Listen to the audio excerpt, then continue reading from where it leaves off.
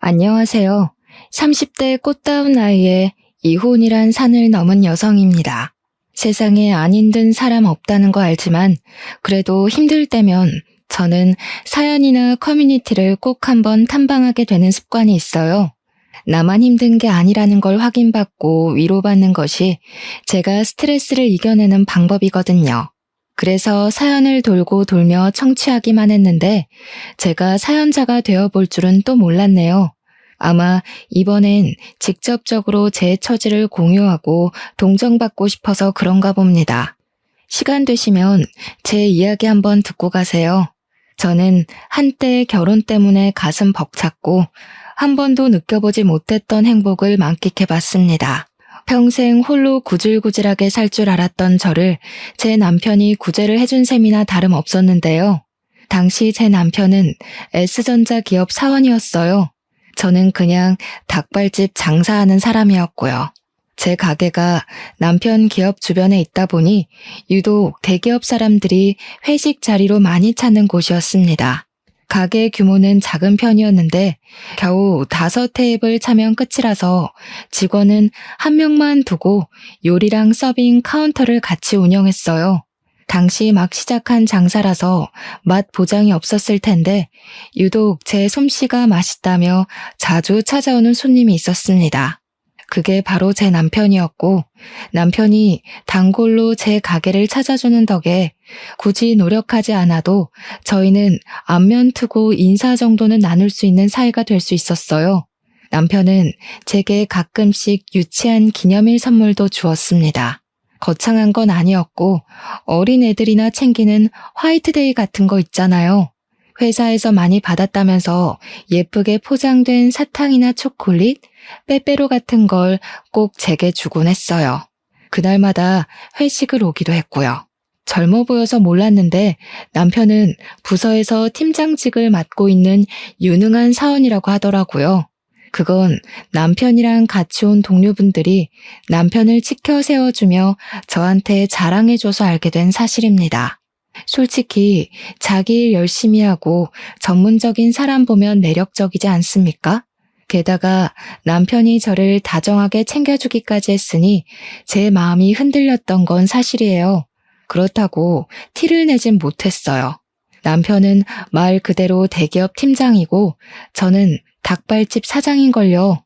제 눈에 훌륭해 보였던 남편은 남편 수준에 맞는 여자와 잘 어울린다고 생각했기 때문에 감히 제가 넘볼산은 아니라고 생각했습니다. 그렇게 저 혼자 남편으로부터 마음의 선을 단단히 긋고 지냈는데 어쩌다가 남편과 결혼까지 하게 된 줄 아시나요? 바로 생각지도 못한 저희 아르바이트생 때문이었습니다. 저랑 같이 일했던 아르바이트생이 한날 돈을 들고 튀어버렸지 뭐예요. 그 아르바이트생은 집안이 가난해서 대학교도 못 가고 아르바이트만 빙빙 도는 친구였는데 군대를 다녀오고 스펙도 없는 상황에서 장사 아르바이트만 뛰며 열심히 살던 친구였어요. 부모님도 돌아가시고 없다고 하더라고요. 처음 그 사정을 들었는데 힘겹게 사는 청년을 보니까 그저 각박하기만 한 세상인 것 같아 어른인 제가 대신 미안해지는 겁니다. 그래서 제가 아르바이트생으로 받아주었어요. 야간 수당에다 주말 수당까지 뭐 하나 빼먹지 않고 챙겨줄 수 있는 돈은 착실하게 챙겨주었습니다. 그 친구도 그만큼 손님에게 깍듯하고 제게도 싹싹하게 잘해주더라고요. 그렇게 이모 조카 사이처럼 6개월간 믿고 같이 일했어요. 그런데 남편이 있던 그날 갑자기 돈통에 돈을 들고 튀어버린 거 아니겠습니까?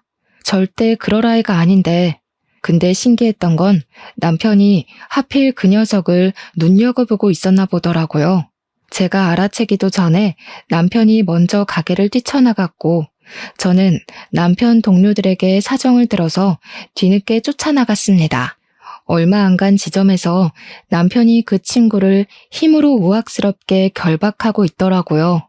남편은 그 친구 욕을 서슴지 않으면서 이런 애들 그냥 봐주면 다음에 똑같은 짓 또 한다며 경찰로 끌고 가려고 했는데 그 순간 저는 그 친구가 울고 있는 걸 보았습니다. 사정이 있어 보였어요.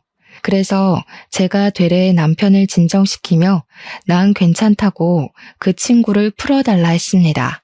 남편은 제 뜻을 이해 못했지만 제 뜻에 따라주었어요. 지금 생각해보니 아마 저를 좋아하고 있던 터라 그랬던 것 같네요. 남편이 손을 놓자마자 그 친구는 우리한테 고맙단 인사도 안 하고 도망을 쳤습니다. 그러자 남편은 또 자기 일처럼 그 친구를 향해 화를 내줬는데 남편은 저더러 그 친구 월급 아직 못 준 거 있으면 절대 주지 말라고 조언까지 했습니다. 당시에는 남편의 그런 마음이 저를 과도하게 걱정해주는 것 같아 얼마나 고마웠는지 몰라요. 남의 일을 그렇게 신경 써주기가 쉽지 않잖아요. 콩깍지가 단단히 쓰였는지 남편이 좀 귀여워 보이기까지 하더라고요. 물론 남편의 감사한 당부를 지켜주진 못했어요. 급여 날에 아르바이트생 통장으로 돈을 입금해줬거든요. 어쨌든 남편에게 감사해서 그날 남편 술자리는 제가 공짜로 해줬고 싸줬어요. 서비스도 내주었고요. 자리가 파했을 때 남편이 끝까지 돈을 주려 했지만 제가 절대 받지 않았는데요. 그러자 남편이 제게 그런 밥을 살 수 있도록 시간을 내달라고 하는 겁니다. 그때부터 저랑 남편의 마음이 같다는 걸 알게 되었고 저희의 인연이 시작되었습니다. 저희는 남편의 청혼으로 만난 지 1년 만에 결혼을 약속하게 됐어요. 근데 제가 청혼을 한 번에 허락한 건 아닙니다. 남편보다 들어오는 수익이 부족했던 저는 모은 돈도 별로 없었어요. 결혼은 같이 하는 거지 누구 하나가 손해보고 시작하면 안 되는 거잖아요. 그래서 청혼을 거절했고 남편에게 돈 좀 모으면 하자고 조심스레 말했습니다. 설마 내가 자기 사정 모르고 프로포즈 했을 것 같아? 내가 다 준비돼 있으니까 그냥 몸만 오라는데도. 정 마음이 안 좋으면 결혼하고 나한테 더 잘해주면 되지. 남편의 결혼하고자 하는 고집은 생각보다 강했습니다. 자기는 결혼에 환상이 있다면서 결혼하고 싶은 여자가 생겼고 서로 마음도 확인했는데 왜 돈 때문에 목표를 미뤄야 하는 건지 이해할 수 없다고 했어요. 제가 미안해서 그러는 거라고 하면 남편은 당연히 미안해할 필요 없다고 받아칠 뿐이었습니다. 할 수 없이 저는 남편의 성의를 받기로 했어요. 그렇다고 진짜 몸만 맡길 생각은 없었기에 결혼하고 생활비만큼은 제가 알아서 해보겠다고 제 나름 남편의 성의에 대해 표시를 했어요. 그렇게 앞으로 행복한 미래만 꿈꿀 거라 생각했던 저의 결혼은 생각보다 첫 고비가 빨리 찾아왔습니다. 남편이 갑자기 해고를 당한 거예요. 이제 식구가 된 마당에 얼마나 충격적인 소식입니까? 근데 또 해고는 예민한 문제라서 막 물어볼 수 없잖아요. 그래서 최대한 남편 아픈 곳은 안 건드리게 조심스레 물어봤거든요. 남편이 난처해하면서 말해줬는데 이유가 음주운전 때문이라네요. 해고 이유를 듣는 순간 맥이 탁 풀려버리더라고요. 회사에 막중한 피해를 입혔다든지 상사랑 무슨 갈등이 있었다든지 남편에게 상당히 속상한 이유일 줄 알았는데 음주운전이라니 남편 말로는 한 잔만 마셔서 괜찮을 줄 알았대요. 근데 재수없게 음주 단속에 걸렸고 심지어 측정 거부하다가 경찰이랑 실랑이까지 벌였다고 하는 거 아닙니까? 그래서 해고를 당했다고 했어요. 남편이 100번, 1000번 잘못한 일이고 저도 그 소리 듣고 남편을 많이 나무랐습니다. 그런데 한편으로는 음주운전이 잘못인 거 아는데 힘들게 입사한 대기업에서 음주운전 한 번 했다고 막 해고를 시켜버리는 건지 순응하기가 싫더라고요. 저도 당시엔 심장이 벌렁거려 그런 아니란 생각을 했던 것 같습니다. 어처구니 없는 일은 이뿐만이 아니었어요. 남편이 주로 우편물 오면 확인을 하고 버릴 건 버리고 했기 때문에 저는 우편물을 일체 신경 쓰지 않았어요. 제가 신용카드를 쓰는 것도 아니고 딱히 제 앞으로 올 만한 건 없었거든요. 그래서 그동안 몰랐는데 남편이 늦잠을 자던 날 저는 출근 준비를 하던 시간이었거든요. 주방을 들락날락 하는데 식탁 밑에 우편물 하나가 떨어져 있더라고요. 보니까 건강보험 자격에 관한 내용이었습니다. 남편이 제 밑으로 건강보험이 이전됐더라고요.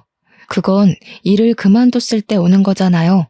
남편이 해고당해서 일을 안 하고 있으니 건강보험이 내 밑으로 들어오겠다 생각은 했었어요. 근데 문제는 날짜라는 겁니다. 날짜가 남편이 해고된 날의 일자가 아니었어요. 남편의 보험 자격 상실 시기가 우리 결혼식 날짜보다 일주일 전으로 기재되어 있더라고요. 이게 어떻게 된 사실인가 싶어서 늦잠 자는 남편을 깨워 추궁을 했어요. 남편은 뭉구적거리며 일어나더니 우편물을 보고는 정신을 번쩍 차렸습니다. 자고 일어나서 그런지 변명을 생각할 정신도 없었나 봐요. 다짜고짜 제 앞에 무릎을 꿇으면서 잘못했다고 사과를 하는 게 아니겠어요? 사실은 남편이 결혼 전에 해고가 된 것이 맞고 자기가 이 사실을 밝히면 제가 결혼을 물을까봐 숨겼다고 하더라고요. 그동안 제가 차려주는 아침을 먹고 일을 나간 것도 출근하는 척이었대요. 어쩐지 다시 생각해보면 남편이 재택근무도 자주 하고 매일 늦잠을 자긴 했었어요. 제가 대기업 사정까진 잘 몰라서 그땐 남편이 그냥 정말로 자유롭게 재택근무를 많이 할 수 있는 좋은 회사를 다니고 있구나, 그렇게만 생각했습니다. 누가 해고당해서 출근하는 척 연기를 하고 있는 줄 알았겠습니까? 그런 거짓말을 할 거란 상상도 못했는걸요. 순간적으로 열이 확 오른 저는 남편에게 끝내 솔직하게 말했어야지 라고 하면서 처음으로 성질을 냈습니다. 남편이 더 기가 죽어서는 고개를 아예 못 들더라고요. 제가 마음이 참 약한 사람이거든요.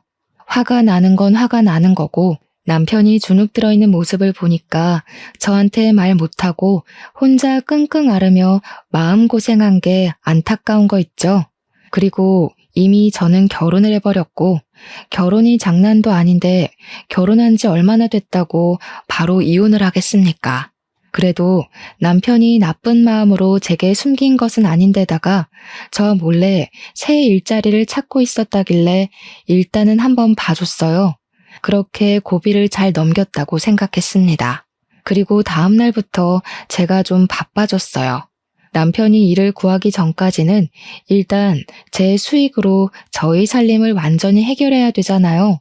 원래부터 생활비는 제 몫이었으니 감당할 수 있었는데 그 외에 부수적인 돈까지 전부 제 돈으로 해결을 해야 되니까 좀 많이 버거울 것 같더라고요.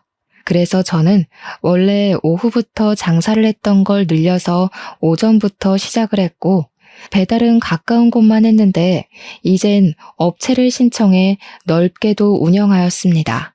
그 덕에 제 가게는 생각보다 빨리 성장했어요.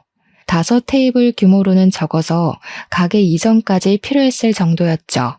저랑 남편은 활기를 갖고 같이 부동산 알아봤습니다. 남편이 대기업 다녔던지라 똑똑해서 중개사 말장난에 놀아나질 않더라고요. 참 듬직했어요. 똑똑한 남편 덕에 제 가게는 입지도 괜찮고 매 물가 흥정도 잘 돼서 좋은 새 출발을 할 수 있었습니다. 다만 이젠 직원이 무조건 있어야 하는 규모였기 때문에 아르바이트생 면접도 봤어요. 남편이 자기 일 구하기 전까지 제 가게 일을 도와준다고 했거든요. 그래서 아르바이트생 뽑는 것부터 가게에 드릴 물품까지 남편이 꼼꼼하게 확인하고 주도해 주었습니다. 그렇게 시작한 장사는 규모를 참 잘 키웠다고 생각할 만큼 잘 되었어요. 일손 부족했는데 남편의 존재가 특히 제게 도움이 많이 되었습니다. 데뷔를 빨리 했기 때문인지 저희는 남편이 백수인 것에 비해 궁핍은 쉽게 피해갈 수 있었어요. 그건 제가 월급쟁이가 아니었던 덕이 컸을 겁니다. 저는 혹시라도 우리 부부 살아가는 데에 경제적 고충이 따를까봐 일을 쉬지 않고 출근했어요. 하루쯤은 쉬어도 된다는 남편의 걱정에도 불구하고 늘 제가 직접 직원들과 음식들, 손님들까지 정성스레 신경을 썼습니다. 역시 사람은 무리를 하게 되면 병이 나기 마련이더라고요. 한날 아침 일어났는데 몸에 열이 펄펄 난 거 있죠. 아마 일도 바쁜데 이번에 잘해주던 주방 이모가 그만두는 바람에 제가 요리까지 뛰어서 더 병이 난 것 같았어요. 남편이 놀라서 얼른 저를 병원에 데려다 주었고 빨리 주방 일하는 사람부터 뽑으라고 걱정 섞인 잔소리를 했습니다. 오늘은 제발 내 말 좀 들어라. 나는 네 남편이잖아. 너만 내조해? 나도 외조 좀 하자. 내가 가게 봐주는데 뭐가 그렇게 걱정이야. 당신이 그랬잖아.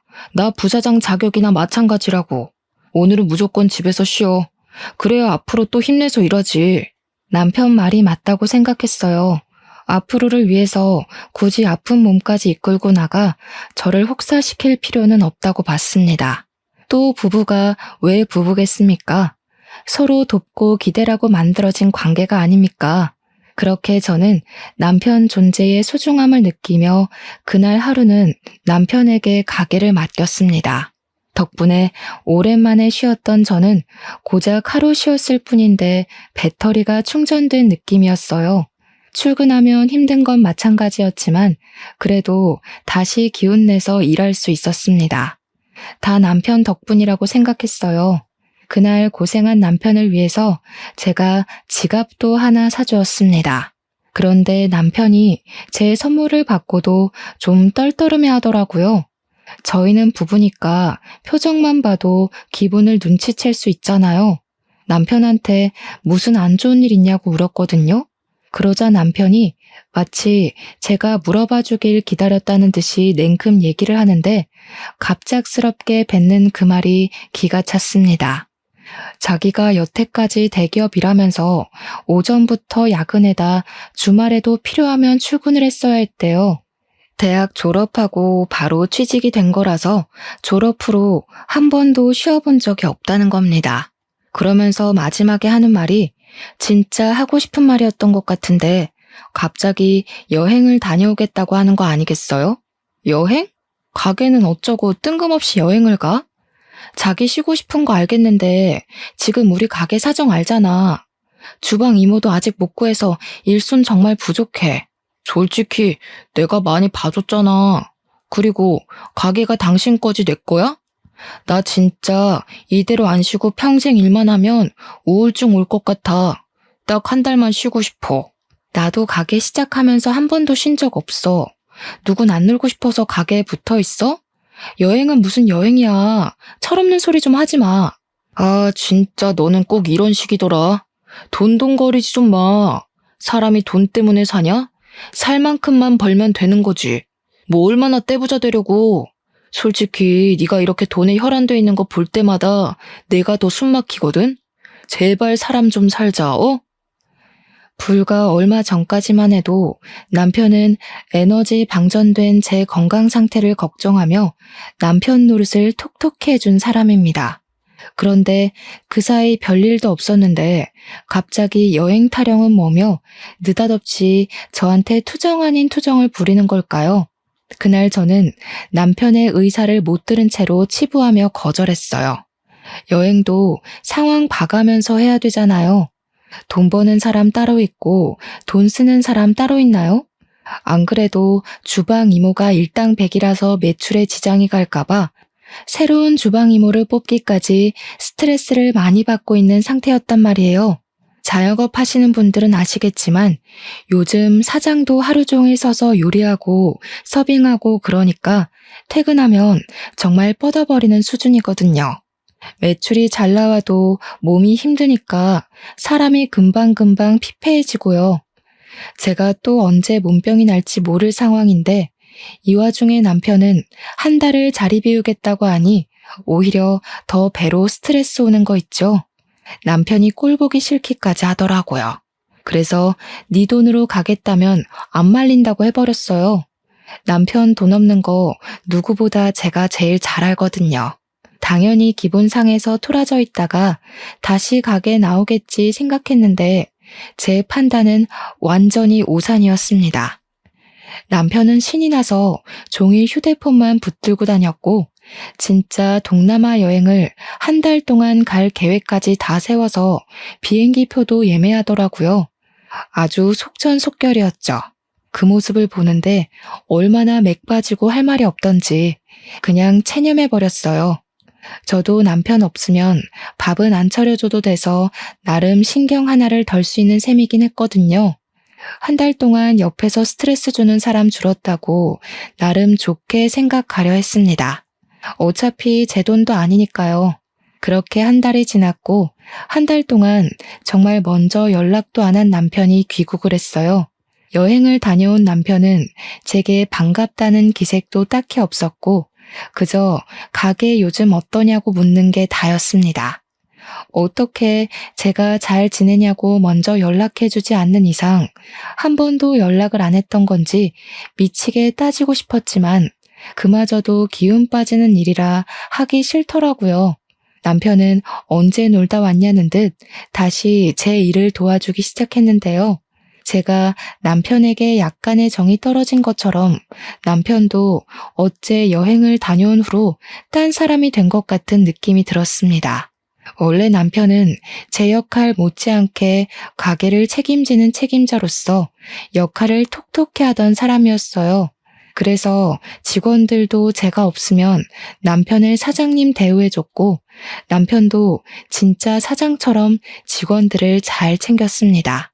그런데 여행을 다녀오고 마음이 해이해 있어서 그런 건지 모르겠지만 일이 바쁜데 굳이 직원을 불러서 자기 일을 대신 시켰고 직원들한테 재미없는 아재 농담이나 치고 어떻게든 일을 남한테 미루거나 딴짓을 골라서 했어요.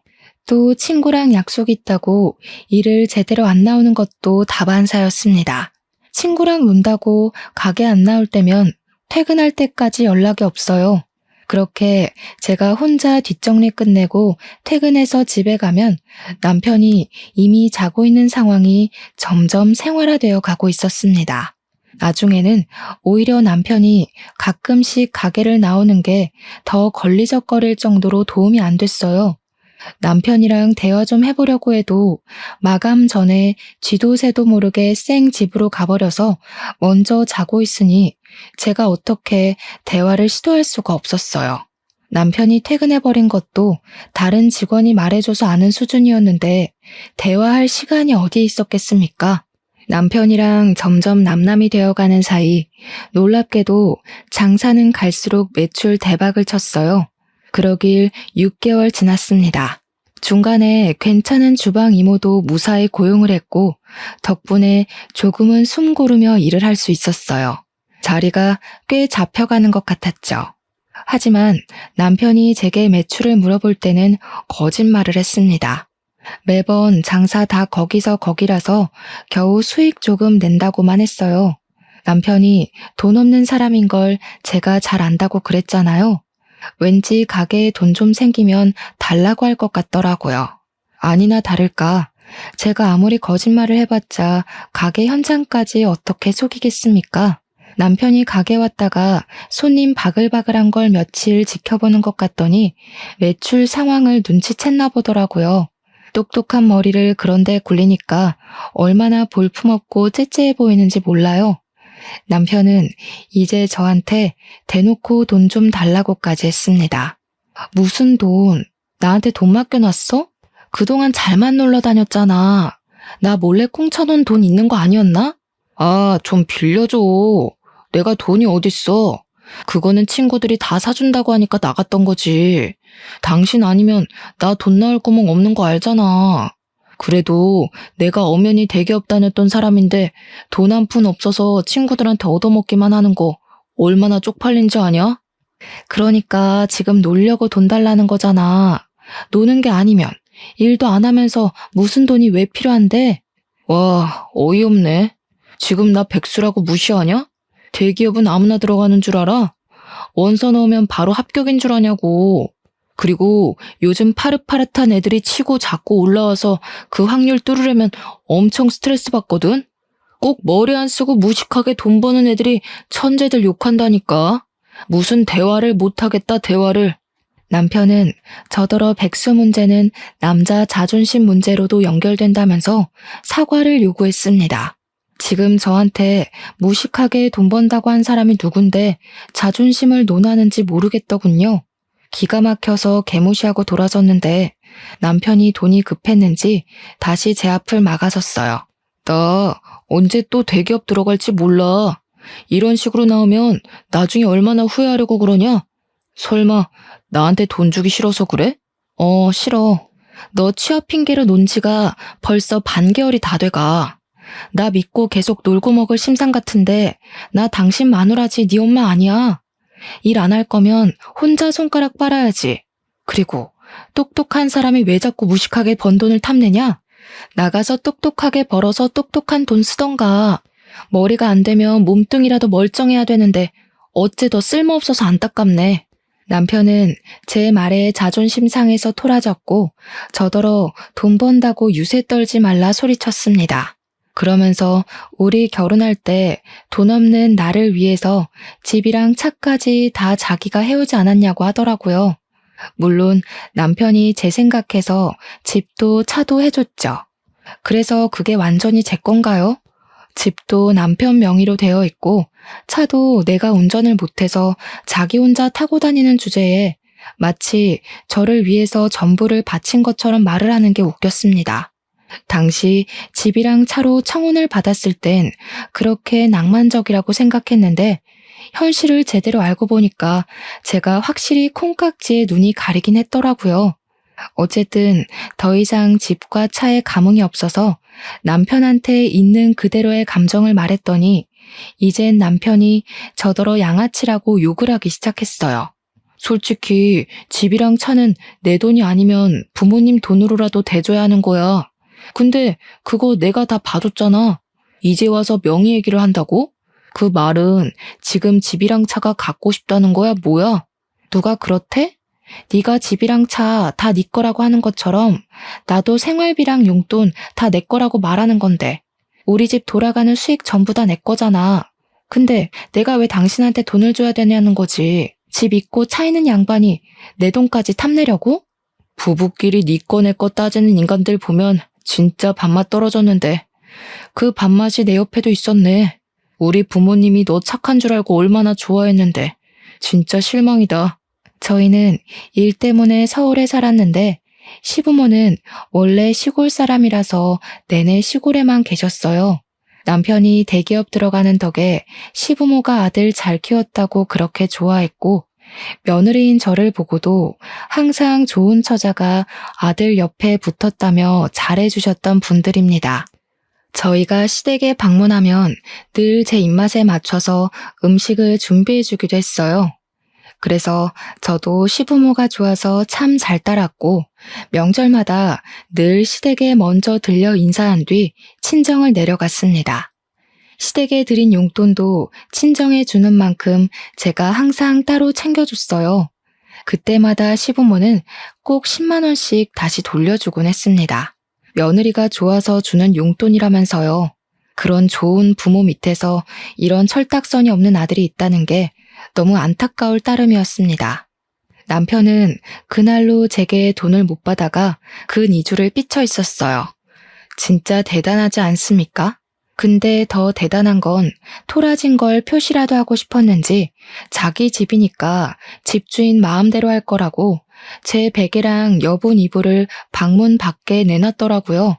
퇴근하고 왔는데 굉장히 황당했습니다. 저희 집은 3룸이라서 하나는 방, 하나는 드레스룸으로 쓰고 있었어요. 마땅히 잘만한 방이 없어서 저는 할 수 없이 거실 소파에서 잤습니다. 남편이 삐쳐있는 기간 동안 말이죠. 남편은 사춘기 소년이 반항하는 것처럼 가게에도 안 나타났고 출퇴근할 땐 자는 건지 방 밖으로 나오질 않았어요. 부부가 한 지붕 아래 사는데도 서로 얼굴 잘 못 보고 살았습니다. 제가 돈을 안 줬으니 돈이 없어서 더 이상 남편이 외출은 못하고 있는 줄 알았는데 그건 또 아니더라고요. 어쩔 땐 새벽에 퇴근하는 저보다 늦게 들어올 때가 있었어요. 그러든가 말든가 저를 투명인간 취급하는 사람에게 저도 똑같이 무시해주며 지냈을 뿐입니다. 그러던 어느 날이었어요. 출근하려고 신발장을 나갔는데 처음 보는 남자 구두가 한 켤레 있더라고요. 남편한테 분명 돈이 없을 텐데 왜 새 것인 남자 구두가 있는 건지 몰랐습니다. 신발장을 열어보니까 처음 보는 신발이 구두 말고도 몇 개 더 있더라고요. 솔직히 돈도 없는 양반이 어디서 돈이 나서 저런 걸 샀나 궁금하잖아요. 그래서 우리 사이에 침묵을 깨기 위해서 제가 먼저 안방 찾아가 노크를 했습니다. 근데 남편이 아직 자고 있는 건지 반응이 없더라고요. 방문도 잠겨 있었어요. 저는 출근 시간 때문에 할 수 없이 추궁은 뒤로 미뤘고 가게로 갔습니다. 저희 가게는 저녁부터 피크라서 오전이랑 낮에는 거의 배달만 있었는데요. 그날도 매장이 조용하고 평범했던 날이었어요. 제가 한참 남편 새 신발 생각 때문에 정신 팔려 있을 무렵 손님이 들어왔는데 반사적으로 인사를 하려는 그때 저는 들어온 손님을 한참 쳐다보는 실례를 저질렀습니다. 안녕하셨어요, 사장님. 저 기억하실지 모르겠는데 희성이에요. 사장님 닭발집에서 돈 훔쳐갔던. 어디서 봤나 했더니 친구가 자신을 설명해주는 덕에 바로 떠올릴 수 있었어요. 당시에 그 친구가 27살이었는데 다시 나타난 그날은 제법 30을 앞둔 티가 나는 행색이더라고요. 일단 저는 너무 놀라고 반가워서 얼른 그 친구한테 쫓아가 인사를 했습니다. 멋있어졌다고 어떻게 지냈냐고 정신없이 안부를 물었죠. 그래도 한때 믿고 일했던 귀여운 친구였거든요.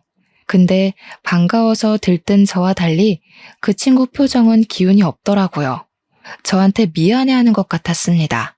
아니나 다를까 그 친구가 나를 찾아온 것이 바로 그 이유였어요. 저한테 과거의 자기 실수를 사과하면서 그때 훔쳐간 돈을 갚으러 왔다고 봉투를 주더라고요.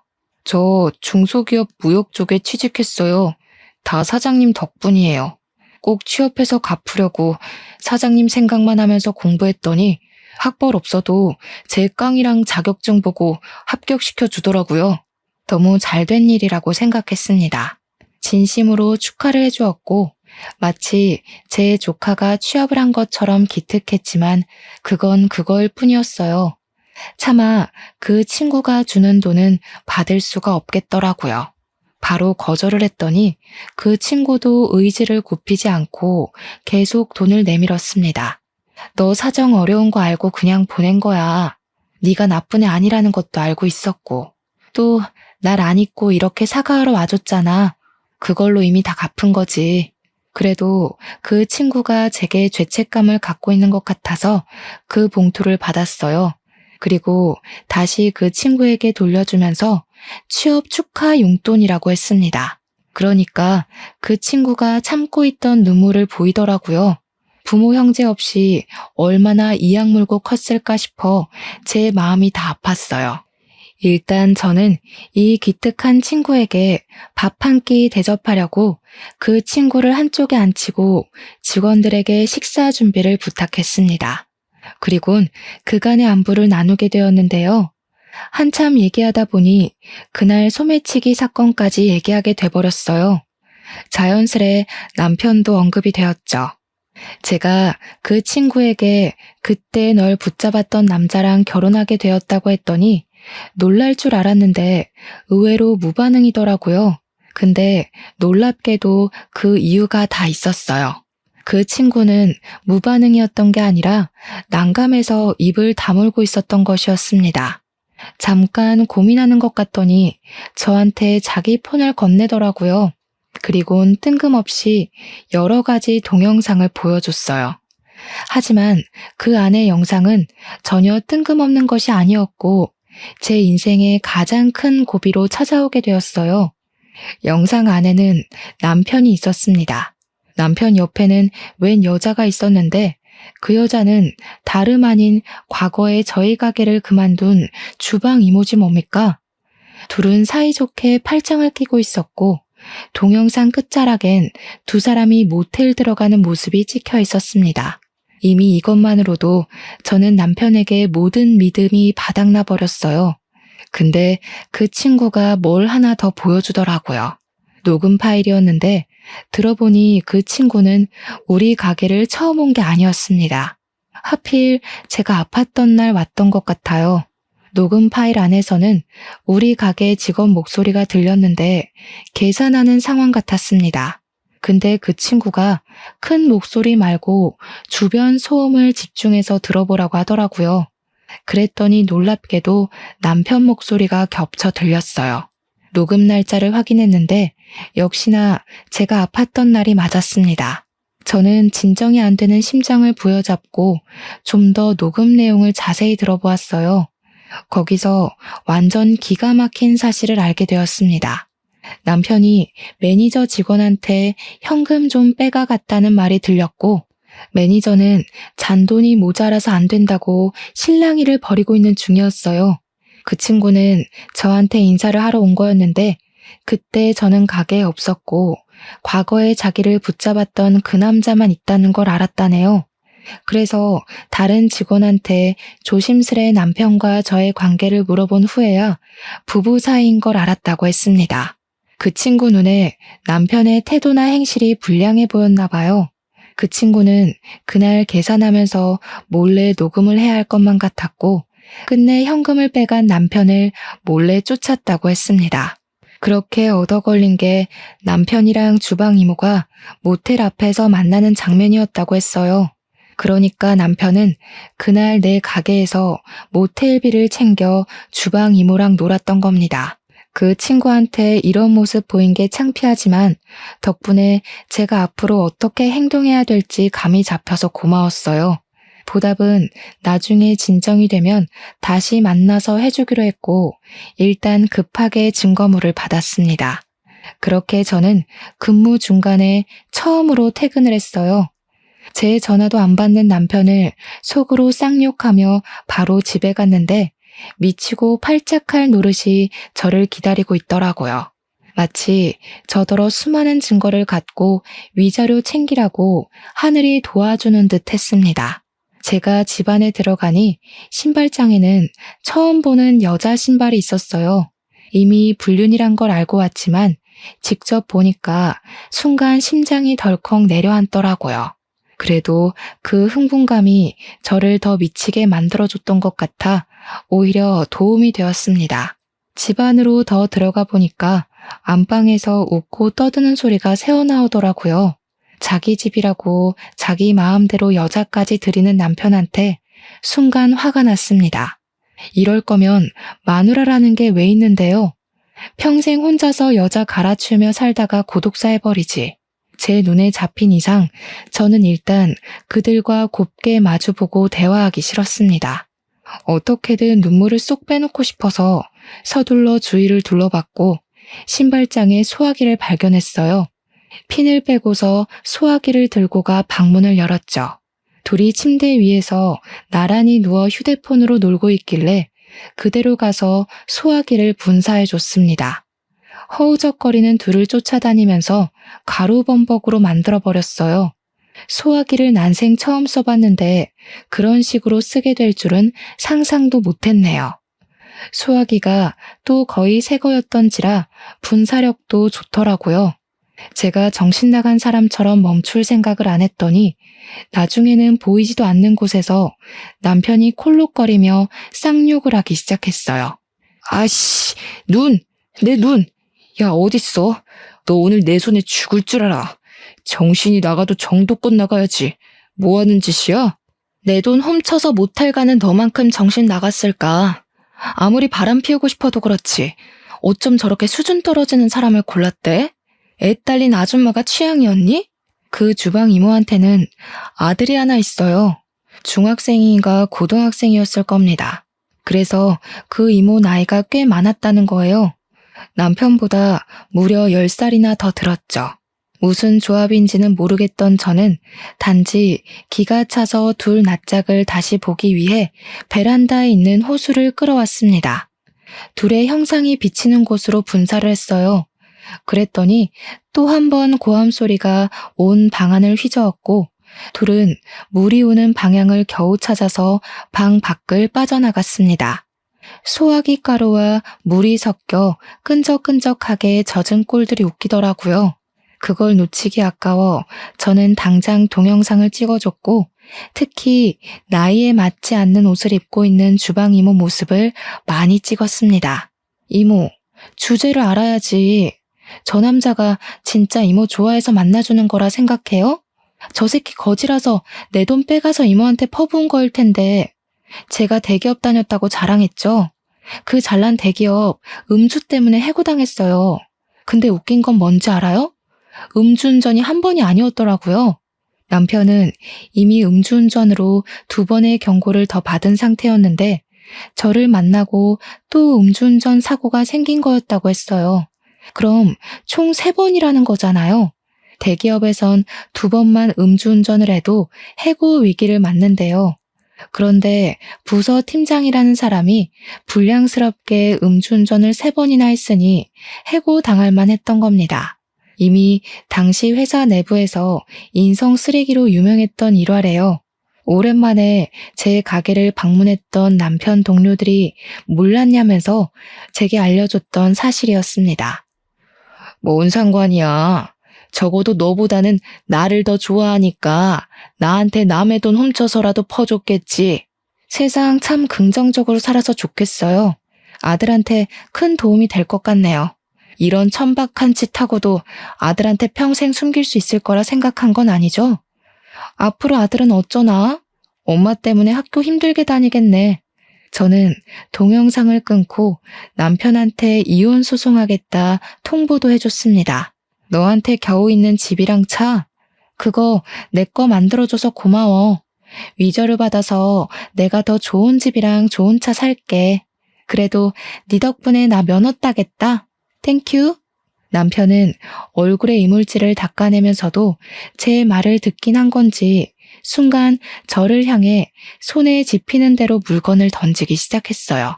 다행히도 눈에 뵈는 게 없어서 그런지 아직도 기침을 하면서 조준을 잘 못하더라고요. 야, 그럼 내가 일해줬던 돈이라도 내놔. 떼먹으면 마누라고 보고 바로 노동청에 신고할 거야. 저런 머저리 같은 게 뭐 훌륭해 보인다고 좋아했는지 모르겠다. 대기업 다녔다는 사람이 가족 사업엔 근로신고 안 되는 것도 몰랐냐? 근로기준법에도 있다 이 무시가. 그러니까 네가 술 먹고 해고나 되는 거야. 남편이 화가 나서 무작정 저한테 달려들려고 했는데 자기 발까지 흘러내린 이물질 때문에 혼자 벌러덩 나자빠져 버렸어요. 그건 똑같은 불륜이라고 주방 이모마저 미끄러져 비명 지르고 난리더라고요. 제가 자기 아들한테 불륜 사실 밝힌다고 하니까 성급하게 저를 덮치려다가 넘어진 거였어요. 주방 이모는 자기가 잘못된 판단을 했단 걸 반성이라고 하는 건지 바로 남편을 버리겠다는 쉰소리까지 해댔는데요. 내가 미안해. 제발 우리 아들한테만 말하지 마. 내가 뭐든 다 할게. 네가 시키는 거면 개똥도 퍼먹을 수 있어. 그러니까 제발 우리 아들한테만 비밀로 해줘. 다시는 네 남편 앞에 안 나타낼 테니까. 부탁이야. 내가 일도 잘해줬었잖아. 우리 집 반찬도 많이 챙겨줬고. 그러니까요. 왜 멍청한 짓을 해서 아들 보기 쪽팔린 짓을 하세요? 그래도 혹시 알아요? 그렇게 절절한 마인드로 아들한테 잘 빌어보면 아들이 눈 감아줄 수도 있잖아요. 진짜 그 정도는 빌어야 천륜 안 끊길 거예요. 그렇게 저는 신혼집 같지도 않은 구렁텅이를 빠져나왔습니다. 동네방네 소문나라고 문까지 열어놓고 나와버렸어요. 그렇잖아도 고맙게 남편이랑 상간녀 둘이서 소리를 고래고래 질러주더라고요. 그렇게 상간녀 소송과 이혼 소송한 걸로 저는 위자료를 받았고 남편은 정말 가진 돈이 없어서 빈털터리가 된 듯했어요. 뭔 상관인가요? 저는 그저 오래간만에 여유가 생겨 친정 부모님에게도 용돈 주고 저 개인적으로 원했던 구조물의 집도 사고 또 진짜로 면허까지 땄습니다. 의지가 될 줄 알았던 남편이 하나 없어졌을 뿐인데 세상 만물들이 다 아름다워 보였어요. 한참 제 시끄럽던 삶도 안정이 돼가고 가게도 제법 유명세를 치렀을 때쯤 상간녀랑 친했던 다른 주방 이모가 슬쩍 상간녀 소식을 말해줬는데요. 상간녀 아들이 지금 사춘기라서 생각보다 더 피 튀기는 싸움 중이라네요. 현재 아들이 성인 되면 자기 엄마 버릴 거라고 난리라 하더라고요. 상간녀가 돈도 없어서 위자료 때문에 집까지 팔고 아들을 강제 전학까지 가게 했으니 아들 입장에선 엄마가 얼마나 창피하고 미웠겠습니까? 다 자기 업보겠죠. 남편은 더 이상 집도 없고 돈도 없으니까 본가에 내려가 지내는 것 같았어요. 남편이랑 이혼하면서 유일하게 걸렸던 존재가 바로 시부모였는데 아무리 밉상인 남자였다지만 그래도 그 자식 부모만큼은 제게 좋은 사람들이었거든요. 그래서 저는 시부모에게 솔직하게 제 상황을 얘기했었고 이런 꼴 보이게 되어 죄송하다는 말만 전한 채 연락을 끊었습니다. 답장은 제가 일부러 받지 않았어요. 전화라도 올까봐 수신 차단도 해버렸죠. 좋은 사람일수록 작별은 깔끔하게 해야 된다고 생각했기에 제 인사만 전할 수밖에 없었습니다. 참, 그리고 이혼 소송 과정에서 알게 된 사실인데 남편이 해외여행 갔던 거 있잖아요. 주방이모랑 간 거라네요. 남편이 그때부터 변한 것 같았는데 차마 불륜까진 눈치 못 챘다는 게 억울하더라고요. 지난날 후회해서 뭐 하겠습니까? 역경을 디딘 제가 무너지지 않은 걸로 잘 해결됐다고 봐야죠. 잘못 저지른 사람들이 되레 잘 살면 세상이 너무 재수없을 거잖아요. 결국 정의와 진실이 승리한다는 걸 크게 깨우쳤던 경험이었습니다. 앞으로는 이곳에 사연을 올릴 일 안 생겼으면 좋겠네요. 긴 사연 들어주시느라 고생하셨습니다. 감사합니다.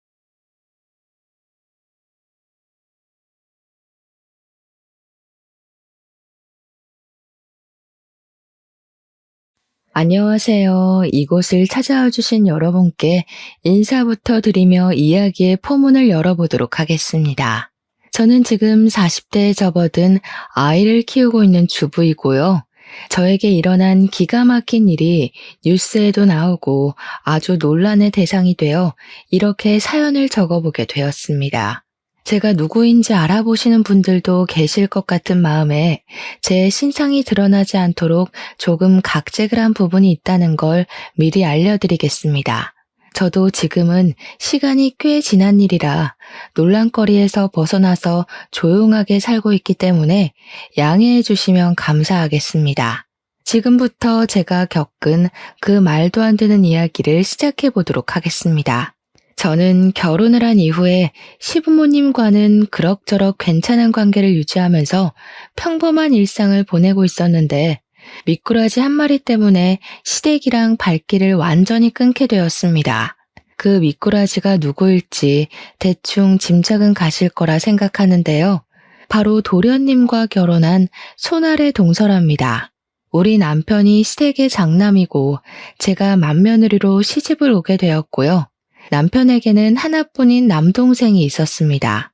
저희가 결혼을 할 당시만 하더라도 도련님이 결혼하기 전이라 도련님과도 꽤 시간을 많이 보낼 수 있었고 그만큼 도련님이랑도 친한 사이를 유지하고 있었습니다. 한마디로 시댁 생활에 크게 불편함이 없을 정도로 그럭저럭 잘 지내고 있었단 소리죠. 몇 번 안 되긴 하지만 주말에 도련님과 시부모님을 모시고 근처로 나가서 시간을 보내기도 하고 딱 한 번 가족 여행을 다녀오기도 했었고요.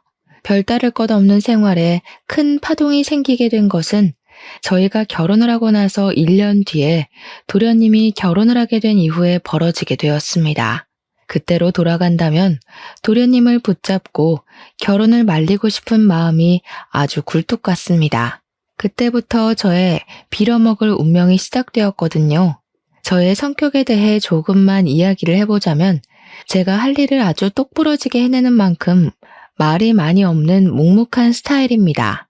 그러니까 시댁에서는 결혼 초에 저에게 조금 서운하셨던 부분이 있었나 보더라고요. 살갑게 구는 성격은 아니었으니까요.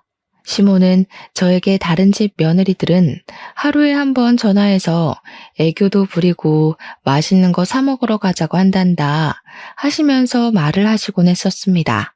근데 저는 그냥 한 귀로 듣고 한 귀로 흘렸죠. 그게 저한테 그렇게 해달라고 요구를 하시는 건지 모르고 그냥 그런가 보다 했거든요. 그냥 시어머니한테 아 진짜요? 어떻게 하루에 한 번씩 전화를 한대요?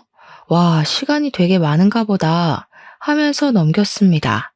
시부모 입장에서는 제 말이 그냥 별거 없는 대꾸였지만 본인들에게 전화를 하는 게 상당히 피곤한 일이라고 생각하는구나 하는 오해가 쌓이게 된 것입니다. 하나둘 쌓이기 시작하면서 점점 골이 깊어지고 있었는데 둘 다 내색을 하지 않아서 쌓이기만 하고 풀진 못했던 것입니다. 하루는 제가 저희 집 배수관이 막힌 건지 물이 내려가는 게 영 시원치 않아서 시모에게 이야기를 했더니 저에게 뚫어주는 가루가 있다고 사다가 뿌려놓으라고 하더라고요. 그래서 그냥 아무 생각 없이 남편 올 때 마트 들러서 사오라고 해야겠다. 빨리 뚫어놔야 속이 시원할 것 같다 하면서 대꾸를 했습니다. 그러니까 시모가 저에게 화들짝 놀란 목소리로 그걸 왜 자기 아들을 시키냐고 되묻더라고요. 저는 뭐가 문제인가 싶어서 뭐가 잘못된 거냐, 남편이 가면 안 되는 이유가 있는 거냐고 하니까 시모가 당황해하는 거예요. 아니 그거 가루만 뿌리면 끝인 건데 굳이 그거를 퇴근해서 녹초가 된 우리 아들을 시켜 먹으려고? 저는 어차피 남편이 퇴근하는 길에 마트가 있으니까 잠깐 들러서 사오는 게 뭐가 문제냐? 동선으로 따지면 그게 더 효율적이라고 생각했습니다. 거기다가 남편이 퇴근하고 돌아올 때까지 화장실을 쓸 일도 없으니까 그냥 한 번에 하는 게 좋겠다 싶어서 이야기를 한 거였습니다. 시모는 저에게 가루만 뿌리면 끝인 건데 굳이 자기 아들을 부려먹으려고 그런 거냐면서 저한테 지금 마트에 가서 사오라고 하더라고요. 일을 뭐하러 두 번을 해야 하는 건지 남편이 퇴근길에 사오면 한 번에 싹 가능한 일인데요. 저랑 시모랑 서로 이야기하는 포인트가 다르다 보니까 서로 자기 주장이 맞는다고 우기는 꼴이 되었고요. 이러한 일이 한두 번이 아니라 매번 일어나다 보니 시모는 저에게 잔소리를 하기 시작했고 저는 그 잔소리가 듣기 싫어서 연락을 더 안 하게 되었습니다. 시모는 늘 저에게 사람이 어떻게 유동성만 따지고 실리만 따질 수 있냐고 평일에 출근해서 힘든 남편을 주말까지 부려먹지 말라고 하셨습니다. 제가 뭐 주말에 남편만 부려먹는 것도 아니고 저랑 같이 집안일 좀 하자고 하는 건데 그걸 가지고 간섭을 하니까 저도 싫었죠. 저는 시모에게 신혼집 살림은 우리 부부가 알아서 하겠다고 이야기를 하니까 시모를 우습게 한다면서 그렇게 말하지 말라고 또 혼내셨고요. 제가 시모와 그렇게 다툼이 생길 때마다 남편에게 도움을 요청하지 않았던 것은 아니었습니다. 하지만 남편은 저에게 그냥 한 귀로 듣고 한 귀로 흘리면 되지 않냐, 시모 앞에서만이라도 네 알겠다고 대답만 하라고 하더라고요. 시모가 원래 하나에 꽂히면 자기 마음에 들 때까지 고치려고 하는 사람이라면서 제가 갈게요 하고 자기를 시키라는 겁니다. 그러면 서로 간섭 안 받고 편해질 수 있다고 이야기를 하는데 저도 이게 계속 반복되니까 남편이 시키는 대로 하게 되더라고요. 그렇게 시모와 사이가 애매해지고 1년이라는 시간 동안 감정만 서로 캐캐 묵은 채로 지내다가 도련님이 결혼하겠다고 여자를 소개해주겠다고 했습니다. 정말 오랜만에 시댁에 방문을 하게 되었는데 시모가 저에게 손님이 오는 거니까 음식 같은 걸 같이 좀 해줬으면 좋겠다고 하시더라고요.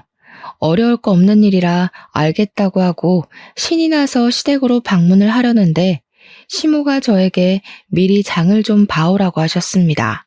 제가 그렇게 좋아하는 유동성에 실리를 따지는 일 아니겠냐며 오는 길에 들러서 와라 하면서 장볼 목록을 보내주셨습니다. 시모가 뒤끝있게 구는 꼴이 좀 불편했지만 좋은 게 좋은 거다 하는 마음으로 장을 봐서 시댁으로 갔습니다. 동서가 생긴다는 마음에 신나기도 하고 설레기도 하고 얼른 보고 싶다는 생각뿐이었습니다. 마트에 가서 시모가 적어준 목록들의 재료를 사서 갔더니 저한테 재료 사온 걸 보더니 영수증을 달라고 하시더라고요. 저는 장본값을 돌려주시려고 하시나 보다 하고 영수증을 드렸는데 막 꼼꼼하게 보시더니 아이고 이거는 시장이 싼데 하시는 거예요. 저는 순간 제가 뭘 잘못 들은 건가 싶었습니다. 제가 어리둥절해 있는 상황에도 시모가 혀를 끌끌 찼어요. 설탕은 뭘 이렇게 큰 걸로 사왔냐? 허브솔트는 또 뭐냐? 이런 건 필요 없는데 이러면서 시모가 돈을 줄 것도 아니면서 꼬투리를 잡더라고요. 저도 그냥 듣고 있기 싫어서 시모한테 남으면 제가 가져갈게요 했습니다. 그랬더니 시모가 뭘 가져가냐고 남으면 집에서 두고두고 쓰면 된다고 하시대요. 아니 뭐 어쩌라는 건지 한숨이 절로 나오더라고요. 도련님이 7시쯤 온다고 약속을 잡아놨던 터라 5시부터 준비를 하고 있는데 한 30분쯤 지났나? 도련님이 동서와 함께 집을 방문했습니다. 시모가 놀래서 왜 벌써 왔냐고 아직 아무것도 준비된 것 없다고 하니까 동서가 너무 밝게 어머님 안녕하세요 하고 인사를 하더라고요. 그 인사톤에서 느껴지는 게 저와는 정반대되는 성격을 가지고 있구나 하는 걸 직감적으로 알게 되었습니다. 그러면서 자기가 좀 도와드릴까 싶어서 일찍 찾아왔다면서 주방은 북적북적한 게 즐겁고 재미있잖아요 하더라고요. 자기가 학교 급식실에서 영양사로 일을 하고 있다면서 요리에는 자신 있다고 옷을 정리하고 주방으로 오는데 시무랑 저랑 둘 다 깜짝 놀랐습니다. 동서의 머리 색깔이 정말 TV에 나오는 아이돌 가수 마냥 핫핑크색으로 염색이 되어 있더라고요. 제가 머리색을 보고 놀란 얼굴을 하니까 동서가 자기가 튀는 걸 좋아해서 매번 이 색으로 염색을 하고 있다고 말을 하더라고요. 학교 급식실에서 일을 하는데 머리색이 그렇게 화려해도 되냐고 물어보니까 오히려 학생들이 좋아한다고 하더라고요. 말없이 요리를 하기 시작했는데 사실 제가 요리를 잘 못하거든요. 칼질에 소질이 없다고 해야 하나 어떻게 썰어도 모양이 안 예쁘게 썰려요. 그런데 동서가 손을 씻고 오더니 자기가 주방에서 쓰는 칼이라면서 조리도구를 촤르르 꺼내더라고요. TV에서 셰프들이 쓰는 듯한 조리기구들이 쫙 시모 주방에 깔리는데 저랑 시모랑 둘 다 눈 휘둥그레지게 떴죠.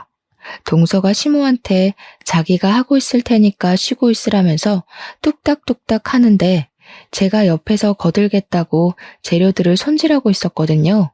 그러니까 동서가 저를 보더니 의아한 얼굴을 하면서 갑자기 누구냐고 묻는 게 아니겠습니까? 여태 인사 잘해놓고 갑자기 누구냐고 물어보니까 저도 당황스러워서 얼어있는데 시모가 저를 소개해줬습니다. 동서한테 형님 될 사람이라고 우리 집 맏며느리라고 하니까 동서가 당황해하면서 말을 하더라고요. 어머, 형님, 몰라봬서 죄송해요. 칼질이 너무 서툴러서 맏며느리실 거란 생각을 못한 거 있죠? 근데 그 말이 교모하게 저를 연맥이는 것 같은 느낌이 들더라고요. 제가 하면서 동서를 바라보는데 저를 보고 너무 환하게 웃는 겁니다. 웃는 얼굴에 침 못 뱉는다고 기분은 나쁜데 화도 못 내고 그거 아시죠? 입 밖으로 꺼내면 좀생이가 되는 것 같고 말을 안 하자니 기분이 꽁해지고요. 아무튼 동서가 요리를 하고 있는 저는 동서가 필요하다는 재료를 찾아서 주고 있는데 계속 저한테 이거 없고 다른 제품은 없어요? 하면서 한숨을 쉬는 거예요. 그럴 때마다 시모가 그거는 저기 찬장에 있다. 그거는 두 번째 서랍 열어봐라 하면서 둘이 여기 있네 저기 있네 노닥거리더라고요. 시모가 저한테 핀잔 섞인 목소리로 너는 애가 달라는 거 하나 제대로 못 주냐고 하는데 기가 막혔습니다. 제 집 살림도 아닌데 제가 어디에 뭐가 있는지 어떻게 알겠습니까? 그렇게 예뻐 죽겠으면 시모 본인이 하면 될 일인데 말입니다. 그날 밥 먹는 내내 가시방석에 앉은 기분이 들더라고요. 온 가족이 동서 요리 실력을 칭찬하는데 물론 맛이 있긴 했습니다. 근데 맛있는 건 둘째치고 시모가 자꾸 저하고 비교질을 해대니까 짜증이 나서 밥이 코로 넘어가는지 어디로 넘어가는지 모르겠더라고요. 우리 맏며느리가 음식 솜씨가 없어서 내가 죽어서 제사상이나 제대로 받겠나 했더니만 하면서 말입니다. 우리 남편이 시모한테 그만 좀 하라고 언성을 높이자 이봐라 장남이라는 게 엄마 편 하나 안 들어주고 하면서 동서한테 은근히 우리 흉을 보더라고요.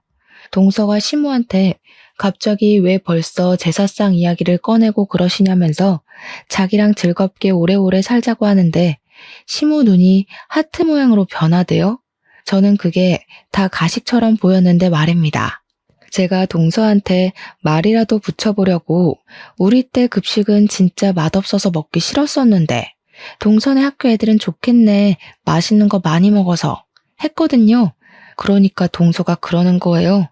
그 말은 조금 모욕적으로 들릴 수도 있겠네요.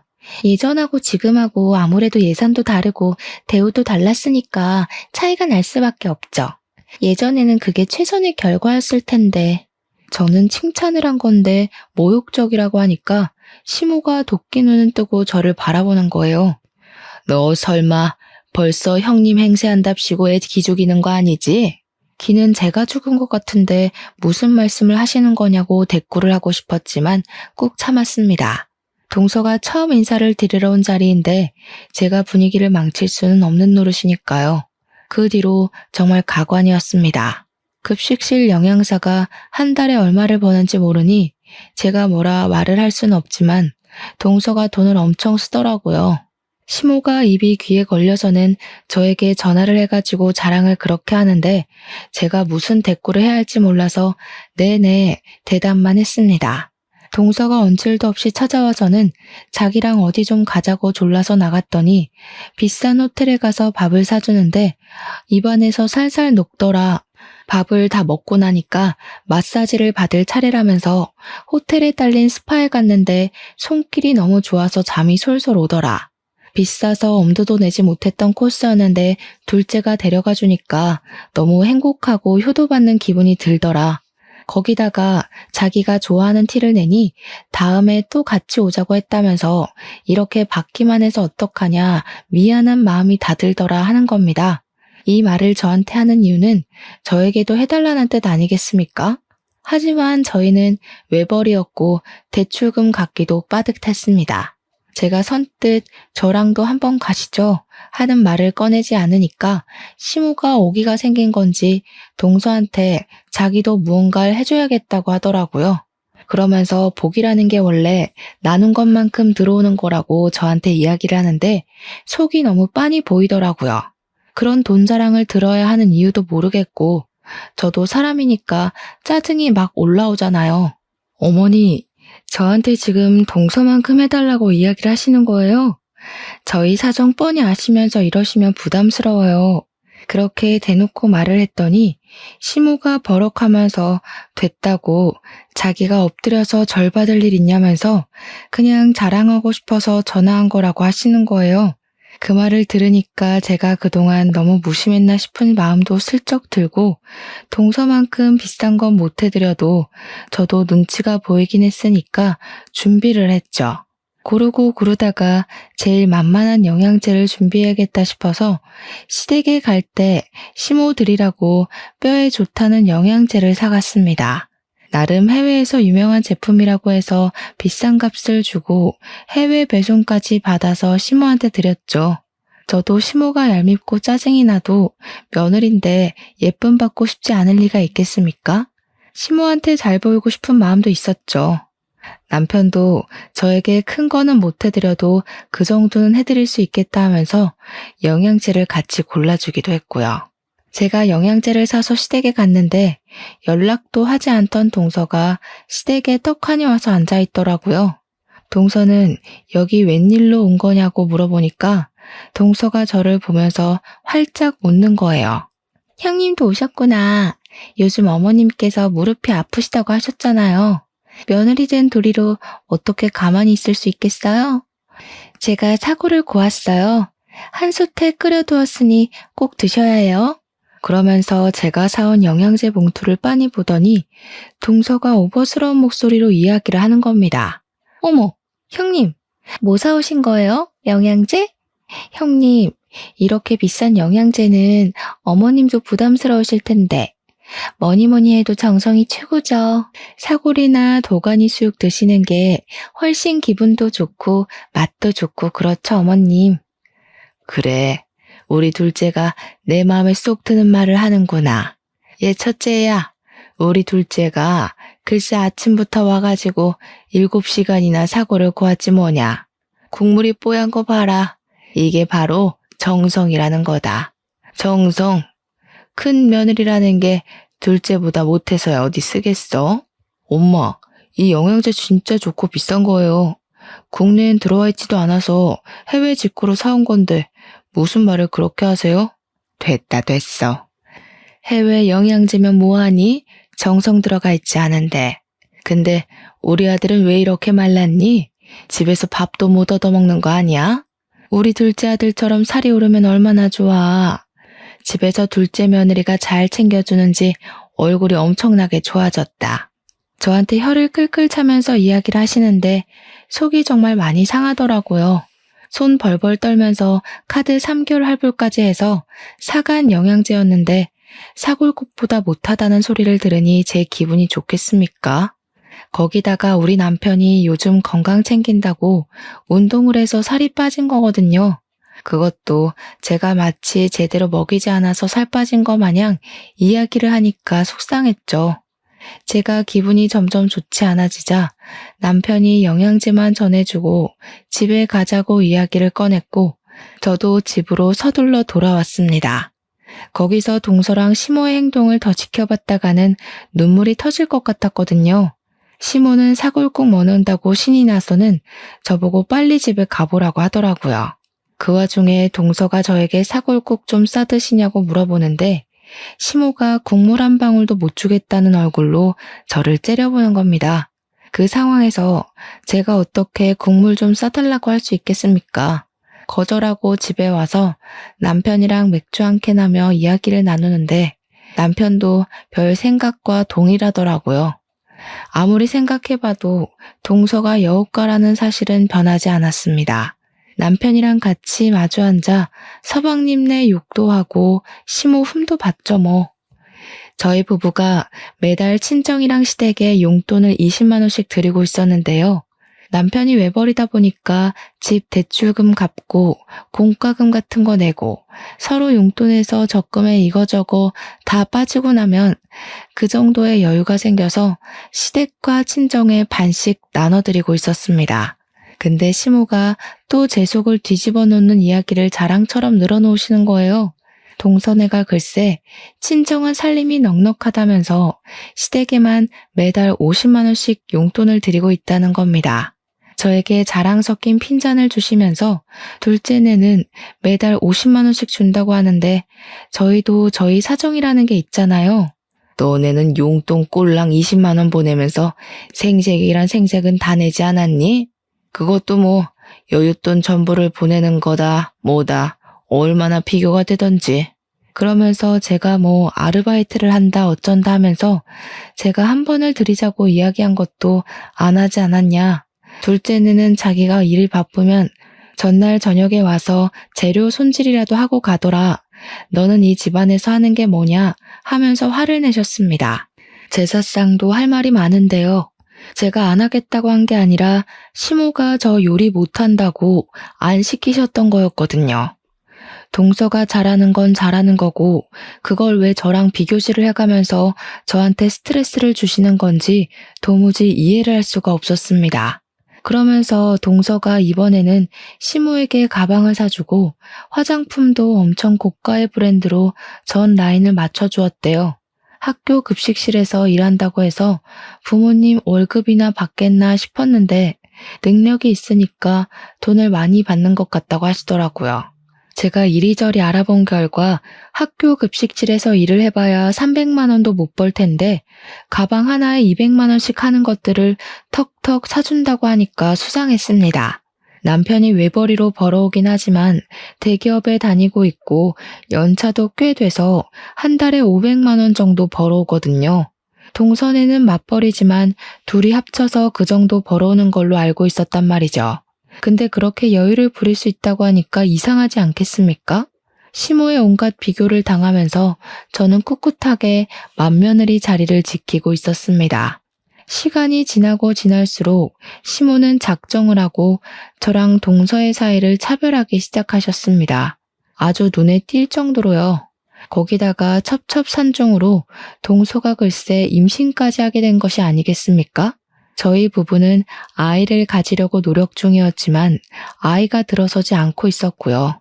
남편이랑 저랑 날짜도 맞춰보고 병원에 가서 검사도 해봤는데 문제가 없다고 했지만 아이가 생기지 않아서 천천히 가지자고 서로를 위로하던 중이었어요.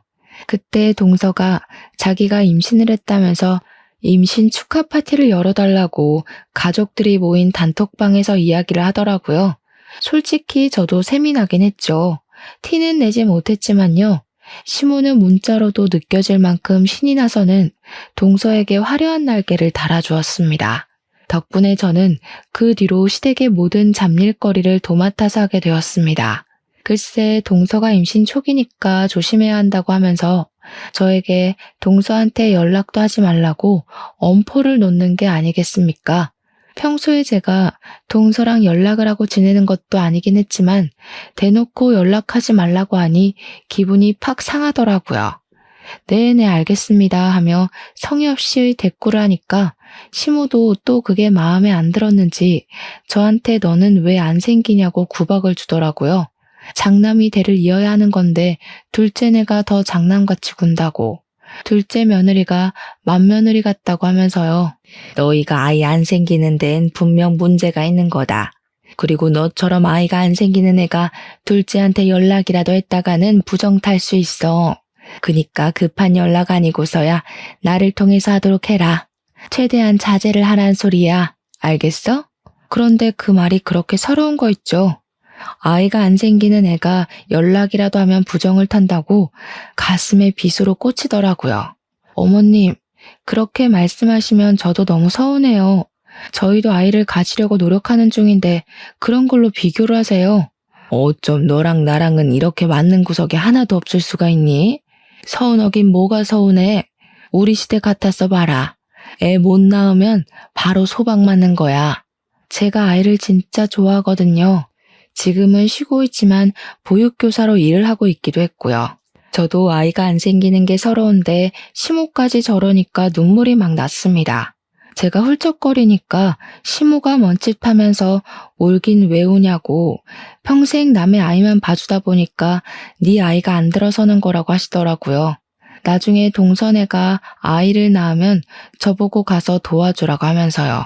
그날 남편이 제 이야기를 듣고 씩씩거리면서 단톡방에다가 우리 마누라한테 스트레스 주지 말라고 글을 올렸습니다. 왜 자꾸 와이프한테 스트레스를 주고 그래? 들어왔던 애도 나가겠다. 들어왔던 애가 나가요? 그거 너무 무서운 말이다. 우리 아기가 들었으면 어떡하지? 그렇게 답장을 보낸 겁니다. 정말 말리는 시누이가 더 얄밉다고 하더니 그 말이 딱 어울리더라고요. 시모가 바로 어쩜 부정 타는 소리만 부부가 쌍으로 해대냐면서 얼른 뱉은 말 주워 담으라고 남편에게까지 핀잔을 주었습니다. 남편이 씩씩거리면서 조카 태어나면 입히라고 베넷 저고리 준비해뒀는데 가져가든지 말든지 마음대로 하라고 화를 냈습니다. 서방님에게 안 가져갈 거면 우리가 입히든지 하겠다고 하니까 동서가 깔깔 웃는 그림이 그려진 이모티콘을 보내는 거예요. 언제 입히게 될지도 모르는데 그때 되면 유행이 바뀌지 않을까요?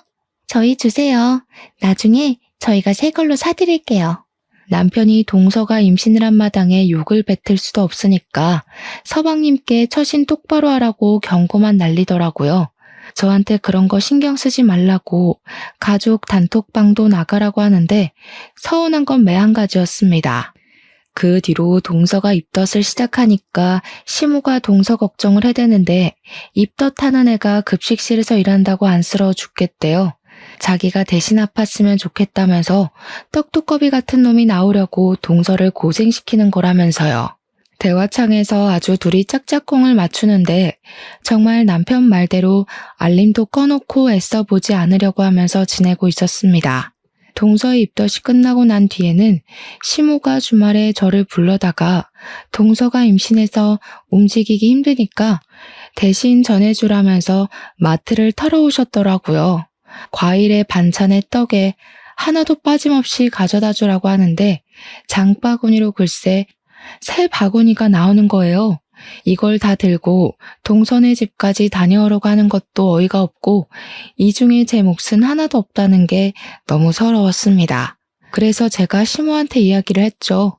이걸 제가 다 들고 어떻게 가요? 서방님 보고 와서 가져가라고 하는 게 낫지 않겠어요? 우리 아들 퇴근하고 피곤해 죽을 텐데 여기까지 들러서 이거를 가져가라고 하니? 네가 하면 편한 것을. 저도 곧 어린이집 복직하려고 알아보고 있어요. 요즘 취업 준비하느라 바빠요, 어머님. 예. 취업 준비하는 애랑 바깥에서 일하는 애랑 누가 더 힘들겠니? 정말 생각 없이 말하는구나. 우리 때는 말이야, 7남매를 키우면서 살았어. 나중에 밥도 하고 밭일도 하고 애도 보고 하면서 찍소리 한번 못하고 시어머니가 시키는 거 다 하고 살았다. 집에서 놀고 먹는 애가 뭐가 힘들다고 그걸 못한다는 거야. 그런 거에 비하면 임신하고도 열심히 몇백 명의 학생들 밥 챙기는 둘째가 훨씬 고생이지. 시모가 하도 저에게 잔소리를 하길래 저도 다시 어린이집에 취직을 하려고 자리를 알아보던 와중이었거든요. 그날도 동네 어린이집에서 면접을 보러 오라고 했었는데 시모가 갑자기 불러낸 거라 양해를 구하고 면접을 하루 미룬 것이었습니다. 동서에게 음식을 전해주라고 시키는 건 줄 알았으면 무시하고 면접이나 갈 걸 그랬다고 생각하고 있었습니다. 어린이집 일도 참 고되고 힘든 일인데 동서 일만 힘들게 봐주시고 제 일은 후려치게 하는 어머님에게 더 이상 떨어질 정도 없었습니다. 결국에 저는 택시를 타고 그 장바구니 전부를 들고 가서 동서의 집 앞에 내려놓고는 동서에게 연락을 하려고 했는데 동서의 말이 번뜩 생각나더라고요. 동서의 뱃속에 있는 아기에게 부정적인 영향이 갈 수도 있으니 저에게 연락하지 말라고 했던 그 말이요. 그래서 시모에게 연락을 해서 그냥 집 앞에다가 물건을 두고 가면 되죠? 하고 보냈습니다. 시모가 화들짝 놀라면서 그 안에 들어있는 떡이 상하면 안 된다면서 저에게 냉장고에 다 정리를 해서 넣어주고 가라는 겁니다. 가뜩이나 임신까지 했는데 언제 물건 정리하고 있냐면서 간 김에 그것까지 해주라고 비밀번호를 알려주는 게 아니겠습니까? 끝까지 저에게 동선에는 비밀번호로 척척 알려주는데 너네 집은 비밀번호도 안 알려준다고 한 소리 하셨죠. 그냥 문 앞에 두고 가고 싶은 마음이 굴뚝 같았지만 그랬다가는 또 무슨 욕을 먹을지 모르니까 문 열고 들어가서 냉장고에 차곡차곡 정리를 해두었습니다. 그거 정리하고 있는데 제가 무슨 몸종도 아니고 여기서 뭘 하는 건가 하는 생각이 들더라고요. 시모한테 다 넣어놨으니까 가보겠다고 하니 그냥 가면 어떡하냐고. 아니 정리 다 했는데요? 했더니 임신해서 몸도 무겁고 힘들 텐데 간 김에 첫째 네가 청소도 좀 해주고 빨래도 좀 해주고 하면 얼마나 좋니? 정리 좀 해줘라 하는 거예요. 제가 동선의 집을 휘젓고 다니는데 동서한테는 훨씬 불편한 일 아닐까요? 너는 내가 시키면 그냥 알겠습니다 하는 법이 없니? 집안일도 제대로 못하는 개야? 임신했다고 제가 이런 것까지 일일이 챙겨주는 게 더 이상하죠, 어머님. 너는 손윗사람이 돼서 아랫사람에게 베풀 줄도 모르는 게지. 질투하는 거니 지금? 이래서 애가 없는 애들은 자격지심이 넘쳐서 안 돼. 저는 시모 말을 깡그리 무시하고 문 닫고 집으로 돌아왔습니다. 그 뒤로 일부러 시모의 연락을 피하면서 지냈고요. 몇 주 뒤에 동서 뱃속의 아이 성별이 딸이라는 게 밝혀진 뒤 시모가 조금 서운해하더라고요. 그래도 시부가 손녀도 귀한 자식이라면서 잘 넘어갔고 동서랑 시모는 둘이 마사지도 받으러 다니고 데이트도 하고 잘 놀러 다니더라고요. 일부러 보란 듯이 저에게 사진을 막 보내는데 해탈하고 나니까 그냥 우습게 여겨졌습니다. 남편이랑 저랑은 둘이서 저를 씹든 말든 우리끼리나 행복하게 잘 살자 하고 무시했는데 어마어마한 사건이 터지고 말았습니다.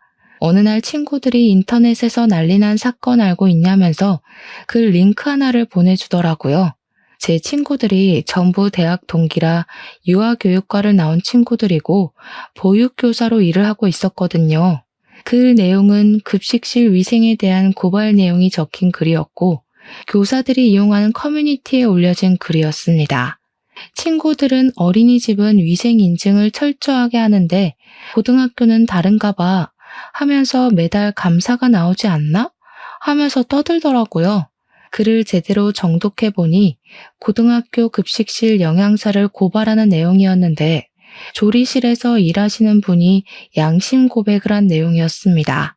학교 이름이랑 영양사 성이 나와 있는데 글쎄 좌씨인 거예요. 저희 동서 이름이 좌영미거든요. 설마 하면서 글을 읽는데 급식실 영양사가 국에 벌레가 들어갔는데 벌레만 쏙 걷어내고 벌레도 다 단백질이라서 괜찮다고 했다는 겁니다. 보통 이물질이 들어가게 되면 폐기를 하고 다시 끓여놔야 하는 게 원칙이라고 하더라고요. 그뿐만이 아니라 반찬들 재료라든지 식기들을 사람들이 밟고 다니는 바닥에다가 그냥 내려놓고 씻지도 않고 쓴대요. 학교 급식실을 아무리 깨끗하게 청소를 한다고 해도 온갖 사람들이 드나드는 곳인데 위생에 하나도 신경을 쓰지 않는다고 하더라고요. 애들이 까다롭게 군다고 일일이 어떻게 식성을 맞추겠냐면서 조미료를 팍팍 넣으라고 하질 않나. 그 안에서 무리를 만들어서 왕따도 시킨대요. 젊은 조리사가 하나 왔는데 그 여자가 마음에 안 든다면서 친한 사람들끼리 왕따를 시켜서 결국 일도 그만두게 했다고 갑질을 했답니다. 글쎄. 김치도 국내산이라고 속여서 중국산 싸구려를 들여온다고 이런 영양사는 급식실에서 추방시켜야 한다는 내용이었습니다. 이게 소소하게 교사들이 이용하는 사이트였기 때문에 크게 화두에 오르진 않았지만 저는 느낌이 딱 왔습니다. 세상에 좌씨가 우리 동서 하나만 있는 건 아니라고 하지만 고등학교 급식실인 것도 그렇고 느낌이 딱 오더라고요.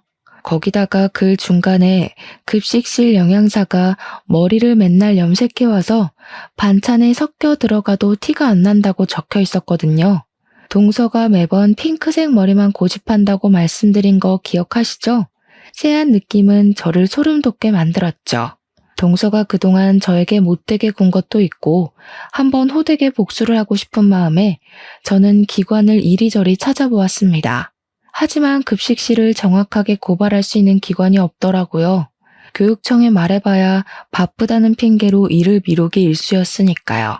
모든 사람이 한 방에 알 수 있는 방법이 없을까 고민하다가 저는 고발 유튜버를 찾아내게 되었습니다.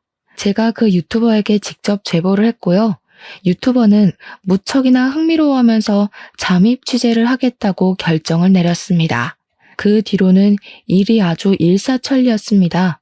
유튜버가 식재료를 납품하는 곳 직원인 척하면서 급식실 상태를 몰래카메라로 촬영을 싹 한 거죠.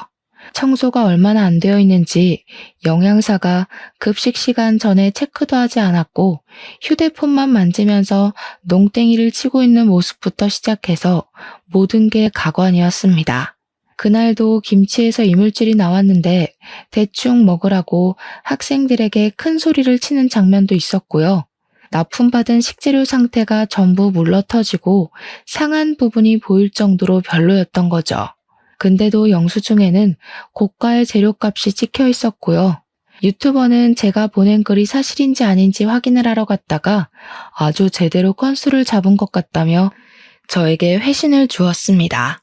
저는 동서를 고발하고 설마 아니면 어떡하지 하며 불안해했다가 사실이라는 걸 알게 되어 복수심에 가슴이 두근거렸습니다. 유튜버는 1차적으로 영상을 정리해서 업로드를 했고 그 영상을 본 학생들부터 학부모까지 전부 학교에 항의를 넣기 시작했습니다.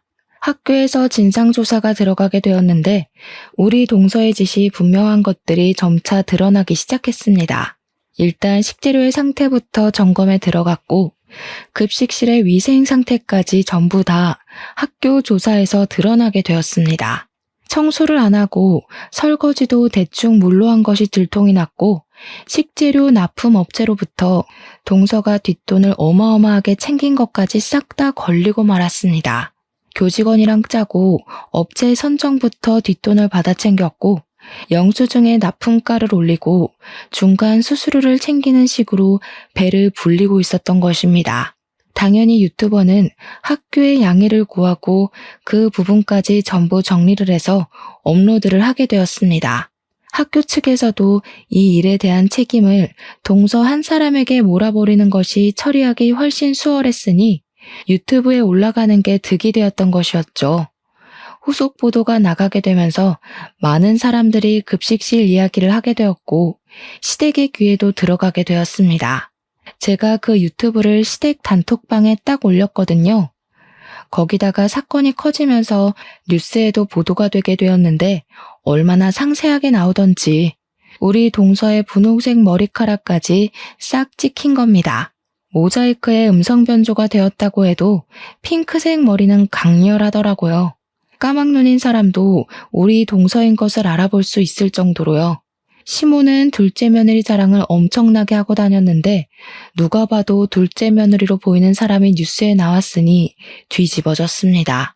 시모 전화기에 뉴스에 나온 거 너네 둘째 며느리 아니냐면서 연락이 엄청나게 쏟아져서 휴대폰을 꺼두기까지 했다고 하더라고요. 동서는 결국 계속된 수사에 모든 것을 자백하게 되었고 뇌물 혐의에 애들 먹는 걸로 장난친 것, 식품위생법까지 위반한 사실을 말입니다. 당연히 크게 화두에 올랐기에 징역살이가 확정나게 되었고 시모는 당장 이혼을 하라면서 서방님에게 난리를 치기 시작했습니다. 서방님은 당장 아이가 뱃속에 있는데 어떻게 이혼을 하겠냐며 골머리를 썩고 있었습니다. 동서는 자기한테 비싼 변호사를 선임해주지 않아서 이렇게 된 거라면서 시모와 서방님에게 자기가 해준 게 얼만데 이런 취급을 하냐고 펄쩍 뛰었습니다. 시모한테 그동안 선물 사주고 좋은 데 데려가고 한 돈이 전부 뒤로 챙겨서 받아먹은 돈이었더라고요. 시모는 자기도 잡혀가는 거 아니냐면서 저에게 전화를 해서 벌벌 떨었는데 저는 얼마나 고소했는지 모릅니다. 대놓고 고소한 티를 낼 수는 없었지만 시간이 지날수록 아수라장이 되어가는 현장이 너무 재미있었죠. 동서는 교도소에서 아이를 낳게 생겼다면서 울고불고 하고 결국 시부모가 나서서 이혼을 하라 종용한 덕에 서방님은 동서랑 이혼을 했고요. 동서가 교도소에서 편지를 써서는 애는 네가 키우라고 자기는 못 키운다고 난리를 부렸습니다. 둘이 그걸로 한참 실랑이를 벌이다가 결국 서방님이 키우기로 결정이 났는데 시모가 저를 불러다가 정신 나간 소리를 하더라고요. 남자 혼자서 애를 어떻게 키우겠니? 너희 부부가 애도 없으니 입양해서 키우는 게 좋겠구나. 어차피 핏줄이기도 하고 우리 둘째 재혼할 거 생각하면 아이는 짐덩어리지 그것도 딸인데. 너네가 이러려고 애가 안 들어섰나 보다. 그 말에 남편이 열이 받아서 시댁 밥상을 뒤집어 엎었습니다. 그게 지금 우리한테 할 말이야? 똥은 자기들끼리 신나게 싸질러 놓고 수습을 우리한테 하라는 게 말이나 된다고? 앞으로는 이 집 근처로 발길도 들이지 않을 거야. 그렇게 구박할 때는 언제고 이제 와서 핏줄이 뭐? 애를 키워? 엄마 진짜 그렇게 살지 마. 결국 동서가 교도소에서 아이를 낳고 출생신고를 한 뒤에 바로 서방님께 아이만 덜렁 보냈다고 하더라고요. 이렇다 저렇다 말도 없이 아이만 덜렁 시댁으로 보내지는 바람에 무척이나 당황스러워했다고 하던데 저희가 뭐 알바인가요? 저희는 남편의 선언대로 시댁에 발길도 하지 않았고 3년이라는 시간을 보내게 되었습니다. 3년 뒤에 또 한 번 시댁이 발칵 뒤집어졌죠. 동서가 출소를 했고 서방님께 다시 합치자고 애를 부부가 키워야지 한 사람이 키우는 게 말이 되냐고 끈질기게 들러붙었다고 하더라고요. 그런 와중에 손녀딸의 얼굴이 이상하게 서방님을 점점 닮지 않는 것 같은 기분에 몰래 친자 검사를 시부가 진행을 했더니 글쎄 친자 불일치가 나온 겁니다. 시부가 열이 받아가지고 결과지 받자마자 집에 찾아온 동서의 뺨을 후려치고 이 애는 누구 애냐고 애 데리고 당장 사라지라고 했대요. 동서는 사색이 되어서 도망가고 그 뒤로 뭐 법적 소송에 애한테 들어간 돈 다 받아내겠다고 거품 물고 개싸움을 하고 있다고 하더라고요. 그렇게 시댁에서 난리가 난 동안 저희에게 정말 소중한 생명이 찾아오게 되었고 법적 공방이 이루어지는 내내 무럭무럭 제 뱃속에서 자라고 있었습니다. 저는 솔직히 딸을 조금 더 바랬지만 뱃속의 아이는 아들이었습니다. 그 소식을 제가 개인 SNS에 올려두었었는데 시모가 염탐을 몰래 하고 있었던 건지 뜬금없이 저에게 연락이 왔습니다. 맏며느리야, 내가 너의 소중함을 너무 늦게 알았다. 내가 다 잘못했다. 내가 바보 같은 인간이었어. 우리 떡두꺼비 같은 손자, 대를 이을 손자만 보게 해주렴. 그러면서 집으로 한약이며 과일이며 아기용품이며 자꾸 택배로 보내더라고요. 제가 모조리 다 반송을 시키자 하루는 직접 들고 집으로 찾아오셨는데 제가 시모에게 다시는 찾아오지 말라고 소금을 뿌려버렸습니다. 소금 세례를 받은 시모는 잘못했다고 울면서 빌었지만 저는 문을 닫아버렸습니다. 그 이야기를 들은 남편이 시댁에 찾아가서는 2번 다신 찾아오지 말라고 이게 다 차별을 한 업보라 생각하라며 저희 부부 이사도 가고 번호도 바꿀 거라고 했다네요. 덕분에 저는 무사히 아들을 출산했고 시부모는 그 뒤로 처절하게 남편에게 매달리고 있지만 절대로 받아주지 않고 있습니다. 강단 있는 남편 덕에 저는 육아에만 집중을 하고 있고요. 친정의 도움으로 평화로운 나날들을 보내고 있답니다. 못된 마음을 먹는 사람들은 꼭 끝이 좋지 않더라고요. 그래서 전 앞으로 열심히 아이를 위해 사랑을 베풀며 살아보려고 합니다. 끝으로 제 이야기를 들어주셔서 다시 한번 감사드립니다.